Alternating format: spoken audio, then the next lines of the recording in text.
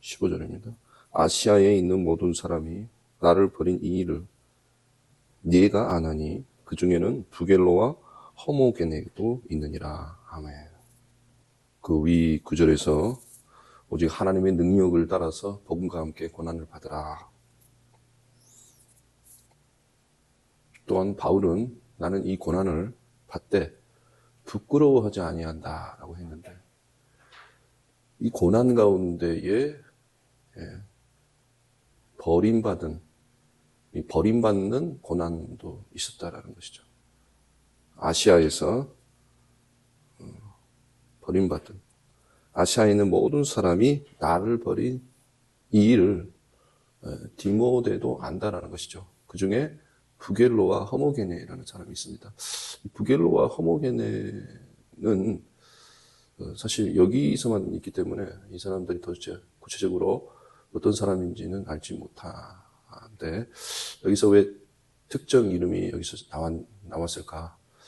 보통 우리가 이름이 아무리 선한 사람이어도 이름이 안 나온 경우도 있고, 악한 사람이어도 이름이 안 나오는 경우도 있는데, 굳이 다른 데 나타나지 않는 사람의 이름을 여기에다가 이렇게 이름을 밝혔습니다. 분명하게 부겔로와 허모게네라고.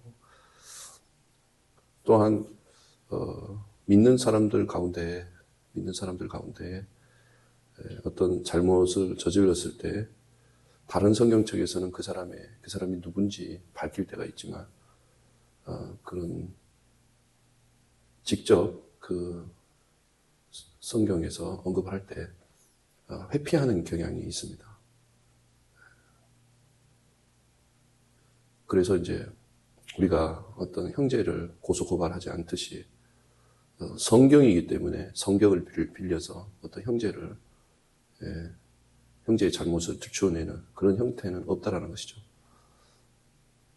물론 이제 베드로가 3번 부인한 그런 일들은 각기 누가 3번 부인했는지, 그러니까 누구를 밝히지 않으면 사건 진술이 안 됐을 경우에는 이름이 거론이 되죠. 그런데 뭐 이름을 몰라도 되는 부겔로와 허모게네를 쓴 걸 보면 이렇게 이런 사람들은 지금 안 믿는 사람이 아니고 지금 믿다가 타락한 사람이고, 믿는다고 하면서 배신하는 사람들이죠. 배신하는 사람들. 이런 사람들도 하나님이 이름을 밝힌 걸 보면 하나님이 이런 사람들도 분명하게 하나님이 기억을 하고 있다는 뜻이고, 성경에서 하늘나라에는 생명책만 있는 것이 아니죠. 우리가 요한계시록을 보게 되면 다른 책들도 있느니라 이렇게 되어 있습니다. 생명책이 또 있고 다른 책들이 있는데 거기에 기록이 된다는 것이죠. 성경에 기록될 정도면 하늘의 책들에 이렇게 배신하고 배반하고 형제를 위협했던 이런 사람들이 기록이 된다는 것이죠. 그래서 우리가 왜 여기 이 성경에만 단 한 번 나와서 알 수 없는 이름이지만 여기 나와 있는 것은 이런 사람들이 굉장히 하나님이 보실 때 악한 자들이다 라는 것을 알 수가 있습니다. 그리고 아시아에서 나를 버렸다. 모든 사람들이 아시아에서 버렸다. 그러니까 우리가 고난 가운데 나를 아는 사람들이 나를 버리는 그런 일들이 들어가 있다는 것이죠. 그래서 우리의 어떤 원수가 다른 사람들이 원수가 아니고 집안 식구가 원수가 된다, 이런 구절도 있죠. 집안 식구가 너희들을 배신하고, 부모가 형제를, 형제가 부모를, 이렇게 집안 식구가 원수가 되어서 배신을 하고 고소고발을 할 것이다. 고린도 후서 11장에 보게 되면은, 거기 보면은 바울이 나는 많은 고난을 겪었다라고 하면서 쭉 열거가 되어 있습니다. 거기서 이제 나는 수없이 정말 수고를 넘치도록 했다. 나는 수없이 옥에 갇혔다. 이러면서 쭉 나와 있습니다. 그리고 매도 수없이 매를 맞았고, 나는 수없이 죽을 뻔했다. 그러면서 40의 가만매 채찍을 5번이나 맞았고, 몽둥이로 3번 맞았고 하면서 쭉 열거가 이렇게 되어 있습니다.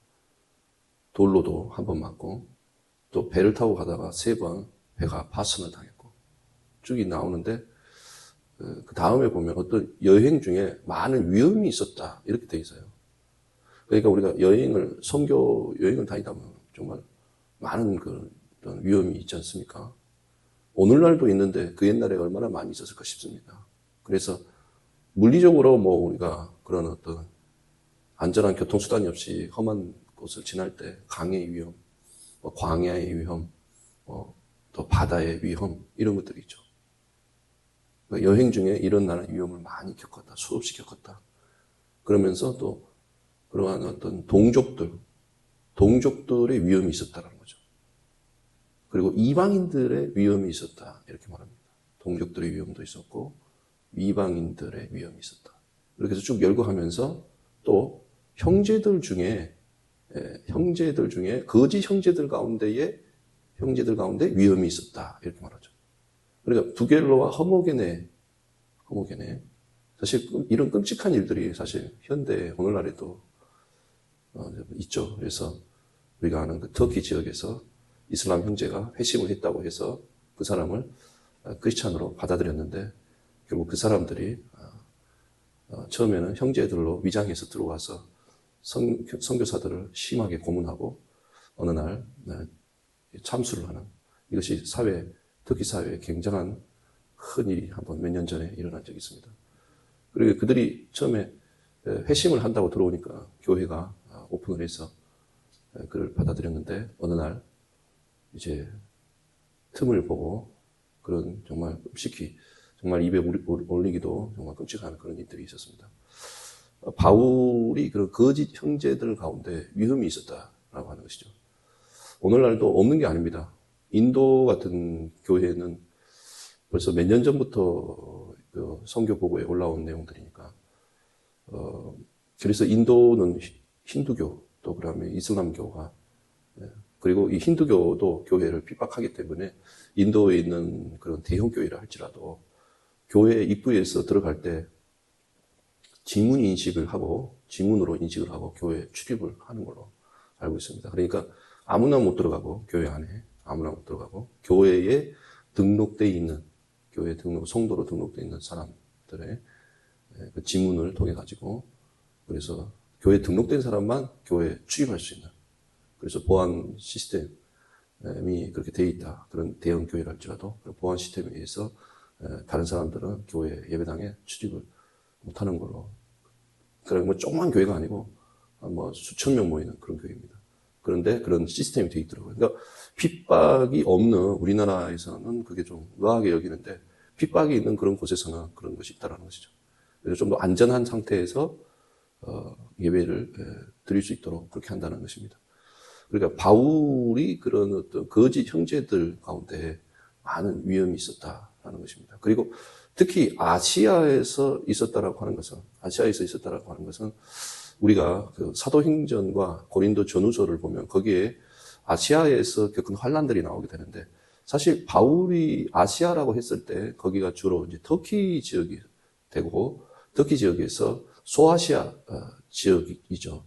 소아시아 지역의 그 지역을 우리가 성경에 보게 되면 그것을 소아시아라고 하지 않고 아시아라고 지칭하는 경우가 몇 번 나옵니다.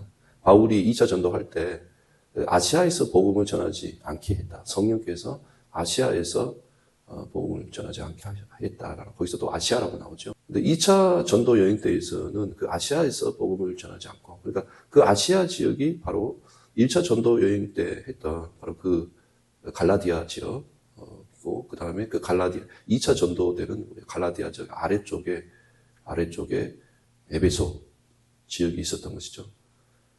그래서 우리가 아시아의 7교회, 요한계시록의 아시아의 7교회, 그쪽 지역을 1차 전도 때는 안 했어요.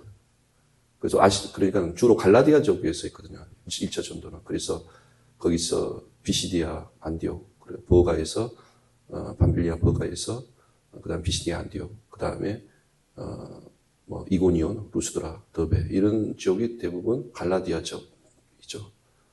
물론 밤빌리아 버가는 갈라디아 아래쪽인데, 그런데 이제 2차 전도회 때 아시아 지역, 즉 아시아의 7교회가 있었던 그 지역이 에베소가 있었던 그곳 주변에 그 지역들이 있는데 거기서 복음을 전하지 못하게 했다라는 것이죠. 근데 그 지역을 3차 전도 때는 그 지역을 합니다. 3차 전도 여행 때. 3차 전도 여행 때는 바울이 1, 2, 3차에서 가장 오래 머물렀던 곳이 바로 에베소 지역이고 3년 정도 성경에서 머물렀다라고 되어 있습니다. 그래서 거기서 이제 주로 물론 이방인들도 핍박을 했지만 거기 우리가 보면은 유대인들이 자꾸 선동을 해서 바울을 괴롭혔죠. 그것은 1차 전도 여행 때부터 그랬습니다. 1차 전도 여행. 1차 전도 여행 때 바로 바울이 루스드라에서 돌을 맞아 거반 죽게 되어서 죽은 줄 알고 성 밖에 내쳤다라고 하는데 그 성이 바로 루스드라 성이고 그 성 출신이 바로 이 디모데 서신서의 수신자인 디모데가 그 루스드라 출신이죠. 그러니까 그것도 유대인들이 계속 바울이 복음을 전하면 유대인들이 따라다니면서 계속 그 바울을 괴롭혔는데 처음에는 유대인들만 이렇게 폭동을 일으키고 선동이 되고 했는데 점차 1, 2, 3차를 보면은 점차 이제 이방인들도 불러들여서 유대인들이 이방인들을 격동을 시키는 거죠. 격동을 시켜서 바울을 대적하게 하는 그런 형태를 이제 띠게 됩니다. 바울이 2차 전도 여행 때 유럽으로 그래서 바다를 건너 드로아의 환상을 보고 이렇게 건너가잖아요. 그리고 유럽의 첫 지경인 빌립보에서 우리가 그 사람 있죠. 바로 귀신 들린, 점을 치는 귀신 들린 여종 한 사람 때문에 옥고를 치르게 되죠. 그래서 그 이후에도 계속 이제 그때는 바로 유대인으로 인해서 핍박을 받는 건 아니죠. 그렇지만은 거기는 아시아 지역이 아니고 유럽 지역이죠. 마케도니아 지경이고 아가야 지방인데 거기서도 계속 유대인들이 가장 강력하게 바울을 괴롭혔던 사람들이 그 지역에서도 유대인들입니다. 유대인들. 그런데 이제 3차 전도 여행 때 이제 그 에베소 지역에서 3년 정도 머무르면서 대대적으로 이제 사람들에게 영향력을 끼쳐서 복음을 전하니까 굉장한 어떤 저항이 심했다라는 것이죠. 그래서 에베소 지역에 처음 도착했을 때 거기 보면은 사도행전 거기를 보면은 18장, 19장 이제 그 20장 여기가 이제 3차 전도 여행이죠. 그 기록이 되어 있는데 거기를 보게 되면은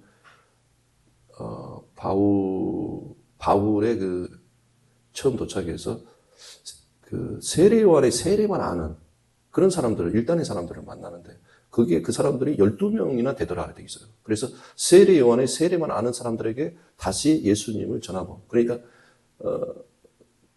세례 요한의 세례를 받았다라고 하는 것은 세례 요한의 메시지가 회개하라 이거 있지 않습니까? 그러니까 세례 요한의 메시지를 듣고 회개하는 사람들은 그 이후에 보면 복음을 잘 받아들여요.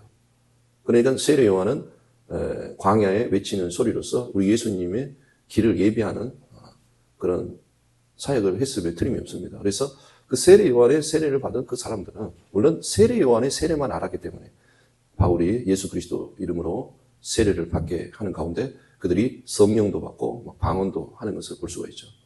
그래서 그 사람들이 12명이나 되더라 이렇게 되어 있습니다. 그러니까 하나님께서 예비하신 일꾼들이 거기에 이미 있었고 이렇게 예비된 사람도 있었고 거기서 바울이 두란노 서원에서 하나님 말씀을 잘 전하면서 사람들의 삶이 정말 구체적으로 변화되기 시작했다는 거죠. 그것의 그 증거가 바로 마법과 마술, 그 우상서적을 다 가지고 와서 불태웠는데 그게 은 5만이나 되었다라고 했는데 그 은 5만을 우리나라 현재 돈으로 추산하면 수백억에 달하는 것입니다.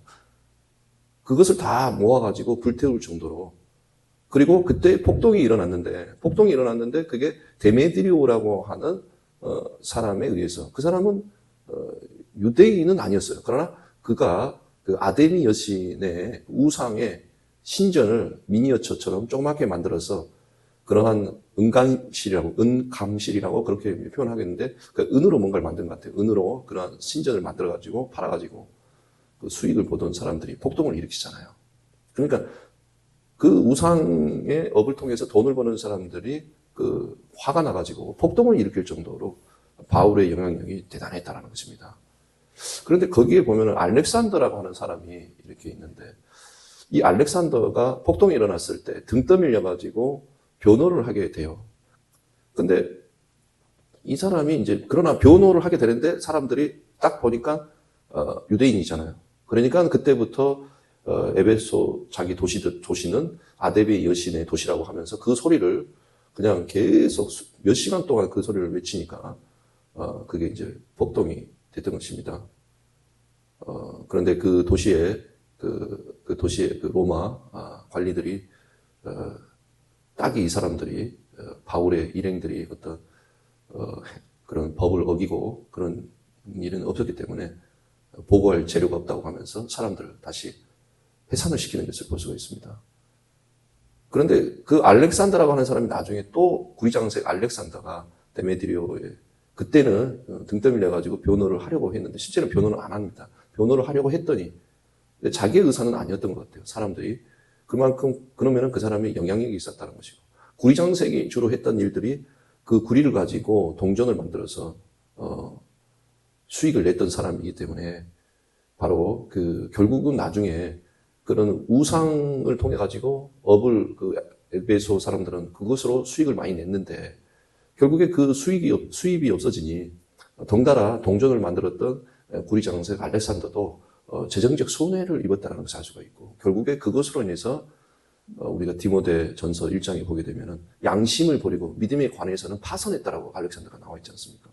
그 알렉산더가 우리가 이름만 보면은 저기 헬라 사람인 것 같지만 이 사람은 유대인이었고 이 사람들 이 유대인 이 알렉산더도 배신을 한 거죠. 처음에 이렇게 변호하라고 한 것은 그가 처음에 바울의 전도를 받고 복음을 받아들였다는 것을 알 수가 있죠. 그러니까 이 알렉산더와 같이 이 디모데후서에 나와 있는 부겔라와 호모게네도 배신한 사람이라는 거죠. 거짓 형제 중에 위험이라는 거예요. 이 사람들의 영향을 받아가지고 그 바울을 핍박을 굉장히 많이 했다는 것을 알 수가 있어요.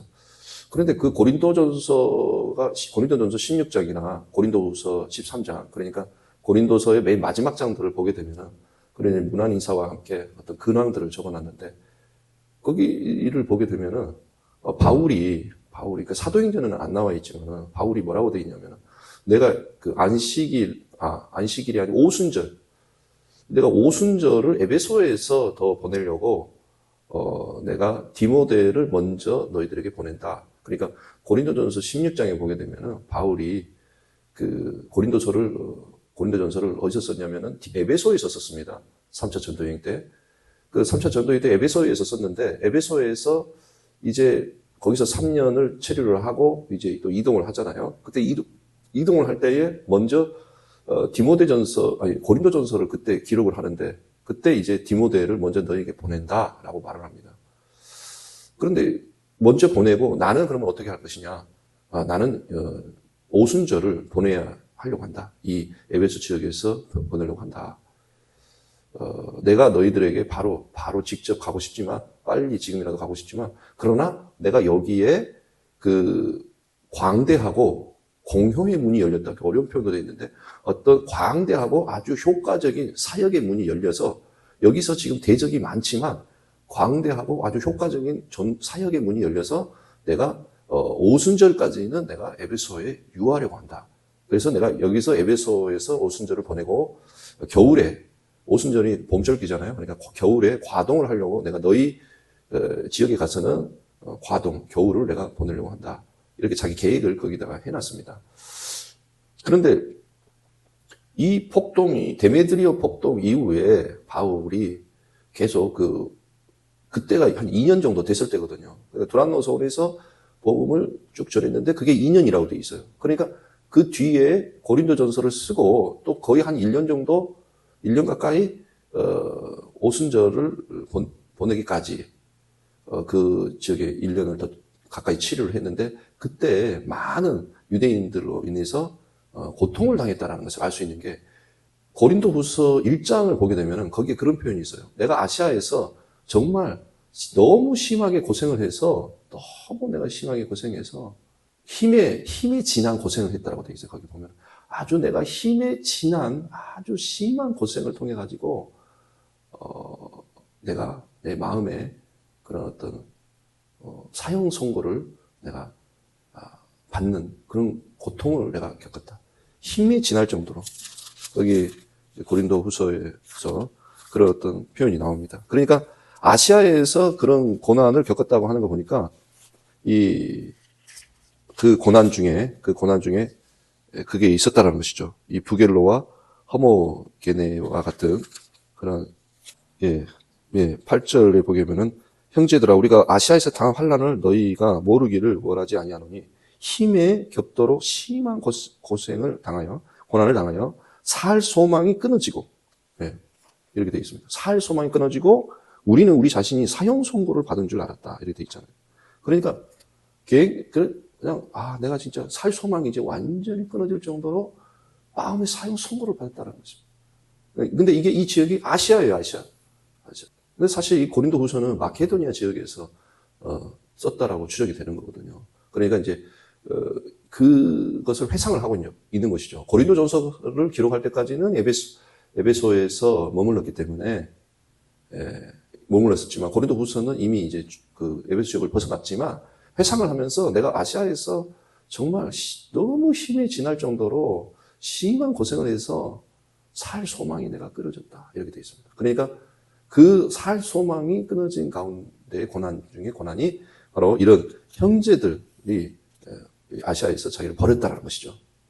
그러니까 여기서는 근데 디모데 후서에서는 지금 모든 사람이 버렸다고 하는 정도로 진짜 많은 사람들이 바울을 대적하고 바울을 외면했다라는 것입니다. 그러나 바로 그 고린도 전서와 후서에서 그러나 대적은 많지만 그런 광대하고 사역의 그 문들이 효과적인 사역의 문이 열려 있기 때문에 내가 여기서 더 유하려고 오순절까지는 유하려고 한다라고 되어 있습니다. 우리 예수님이 3년 반 동안 공생의 사역을 했지만 다 버렸지 않습니까? 제자들마저 버렸습니다. 정말 이러한 고난이 이게 그냥 모르는 사람이 나에게 돌을 던지는 것과 이제 아는 사람이 나를 버렸다고 하는 정말 이때는 이걸 겪어보지 않는 사람은 정말 이것을 헤아릴 수가 없습니다. 정말 하늘이 무너진 것 같은 그런 느낌을 저도 과거에 한 거의 벌써 30년 전에 저도 그걸 겪은 적이 있습니다. 30년 전에 개인적으로도. 정말 하늘이 무너진 것 같은 그런 버림받는 그런 고통. 그렇기 때문에 여기서 아시아에서 정말 한 사람도 빼지 않고 다 버렸다라는 것은 아니죠. 그 정도로 하늘이 무너진 것 같은 그런 마음의 충격. 고린도후서 표현을 보면은 정말 그 살 소망이 끊어진다. 그런데 우리가 주를 위한 고난 가운데 그것이 바로 들어가 있다는 것이죠. 우리 예수님이 그렇게 물론 여인들은 울고 있었고 그 제자들도 몇 사람은 가까이에서 지켜보고 있었지만 그러나 어느 누구도 나설 수 없고 목자를 치매 양들이 떠났다라고 하는 것처럼 흩어졌다라고 하는 것처럼 정말 모든 사람들이 예수님을 때문에 두려워하며 그 숨는 모습을 보는 것처럼 그 고난 중에 그런 버림받는 그 고난이 있다는 것을 알 수 있고 바울이 그걸 겪었다는 것입니다. 그러므로 이 디모데후서에서 디모데에게 바울이 이야기하는 거죠. 그러므로 복음과 함께 디모데이니까 이런 권면을 하고 있는 거죠. 복음과 함께 너도 고난을 받으라. 두려워하지 말아라. 이미 디모데는 루스드라 출신으로서 바울이 처음에 전도할 때부터 돌에 맞아서 어떠한 고난을 겪었는지 이미 그것을 아주 현장에 있었는지는 모르지만 자기 도시에서 일어난 일이기 성에서 일어난 일이기 때문에 아주 잘 알고 있는 상황이잖아요. 우리가 바울의 고난하면 막 돌 맞고 채찍에 맞고 몽둥이로 맞고 뭐 수없이 뭐 먹지 못하고 자지 못하고 이런 것만 우리가 생각하는데 거기에 보면 이런 버림을 받는 배신을 당하는 이런 고난도 있다는 것입니다. 사람들이 그런데 이 주님이 겪는 고난을 우리가 다 겪는 건 아니죠. 왜냐하면 우리는 이미 주님의 은혜 가운데 있기 때문에 그렇지만은 그러한 고난의 길, 십자가의 길에는 그런 어떤 버림받는 배신을 당하는 이런 고난이 있다라는 것입니다. 그래서 이것을 잘 극복하지 못하면 그 은퇴하는 목사님이나 선교사님들이 대인 기피증에 걸려 있는 사람들이 많다고 들었습니다. 그러니까 대인기피증이 왜 있나? 그러니까 이런 고난을 내가 이게 주님의 고난이다 이렇게 생각하면서 극복을 해야 되는데 사람들이 나를 미워하는구나. 내가 버려졌다. 근데 우리 예수님이 엘리엘리라만 사박다니 나의 하나님 나의 하나님 나의 하나님 어찌하여 나를 버리셨나니까. 우리가 아무리 사역을 하면서 버림받는 고통을 당하더라도 우리가 하나님으로부터 버림받는 건 아니거든요. 그 사실을 우리가 잊지 말아야 되는데 우리 주님이 우리를 위해서 대신 버림받음을 당했기 때문에 부모나 형제나 또 가족들이 또 형제들이 버리더라도 주님이 버린 건 아니잖아요. 하나님이 나를 버린 건 아니라는 것이죠. 세상 끝날까지 우리와 항상 함께 있겠다라고 우리 예수님이 말씀하셨지 않습니까? 그러므로 어떤 자료에 의하고 어떤 선교사님들 통계를 보니까 많은 사람들이 사역이 끝나고 나서 그런 개인 기피증이 생긴다는 것입니다. 주님이 버린 건 아니잖아요. 그런 일을 겪지 않았던 사람은 감히 말할 수 없지만 그것은 성경의 말씀이기 때문에 하나님이 나를 버린 건 아니잖아요. 사람들이 나를 버린 것이지. 근데 그 사람 속에 부모도 있고 형제도 있고 또 같은 예수 믿는다고 하는 형제도 들어갈 수 있다는 것입니다. 하나님이 우리를 버리는 것이 아니기 때문에 늘 우리 하나님을 끝까지 붙들고 있다면 우리가 그런 고통도 이겨낼 수 있다. 기도하겠습니다. 하나님 아버지, 바울의 고난 중에 버림받는 고통, 또 배신을 당하는 고통 살피며 우리가 고난 가운데 복음과 함께 고난을 받지만 이미 우리 주님께서 그 모든 고통과 버림받음의 십자가를 짊어지셨습니다. 하늘의 위로로 능히 그런 고난을 이겨내게 하여 주시옵소서. 감사드리며 예수님 이름으로 기도합니다.